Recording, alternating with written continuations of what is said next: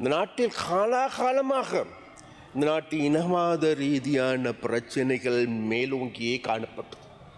இந்த நாட்டில் விசேடமாக தமிழ் மக்கள் அல்லது முஸ்லிம் மக்கள் இனவாத ரீதியாக பாதிக்கப்பட்டார்கள், வஞ்சிக்கப்பட்டார்கள், ஒடுக்குமுறைக்குள்ளாக்கப்பட்டார்கள். அவ்வாறு தமிழ் மக்கள் ஒடுக்குமுறைக்குள்ளாக்கப்படுகின்ற போது இந்த பாராளுமன்றத்தில் இன்றைக்கு இந்த ஓய்வூதியத்தையும் பெற்றுக்கொண்டு, சம்பளத்தையும் பெற்றுக்கொண்டு, ஏனைய சலுகைகளையும் பெற்றுக்கொண்டு, போதாக்குறைக்கும் மக்களுடைய பணத்தை கொள்ளையடித்தவர்கள் எல்லோருமே நாட்டின் இனவாதத்தை உள்ளாதொழிப்பதற்கு அல்லது மக்களிடையே ஒரு நல்லிணக்கத்தை கட்டியெழுப்புவதற்கு, மதங்களுக்கிடையிலே ஒரு நல்லிணக்கத்தை கட்டியெழுப்புவதற்கு ஏதுவான நடவடிக்கைகள் எடுத்தார்களா?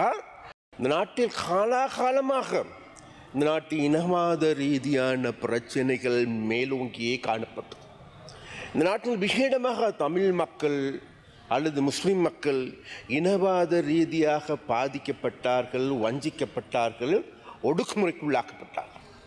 அவ்வாறு தமிழ் மக்கள் ஒடுக்குமுறைக்குள்ளாக்கப்படுகின்ற போது இந்த பாராளுமன்றத்தில் இன்றைக்கு இந்த ஓய்வூதியத்தையும் பெற்றுக்கொண்டு, சம்பளத்தையும் பெற்றுக்கொண்டு, ஏனைய சலுகைகளையும் பெற்றுக்கொண்டு, போதாக்குறைக்கும் மக்களுடைய பணத்தை கொள்ளையடித்தவர்கள் எல்லோருமே நாட்டின் இனவாதத்தை உள்ளாதொழிப்பதற்கு அல்லது மக்களிடையே ஒரு நல்லிணக்கத்தை கட்டியெழுப்புவதற்கு, மதங்களுக்கிடையிலே ஒரு நல்லிணக்கத்தை கட்டியெழுப்புவதற்கு ஏதுவான நடவடிக்கைகள் எடுத்தார்களா?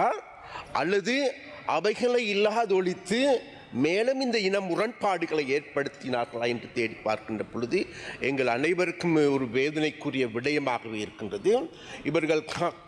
இவர்கள் கடந்த பல தசாப்தங்களாகவே நாட்டின் இனவாத ரீதியான அந்த இன ரீதியான பாகுபாடுகளுக்கு சோறு போட்டு தீனி போட்டு வளர்த்தவர்களாக இருந்தார்களே தவிர அதிலிருந்து எமது மக்களை மீட்டெடுப்பதற்கு ஏதுவானவர்களாக மாறவில்லை.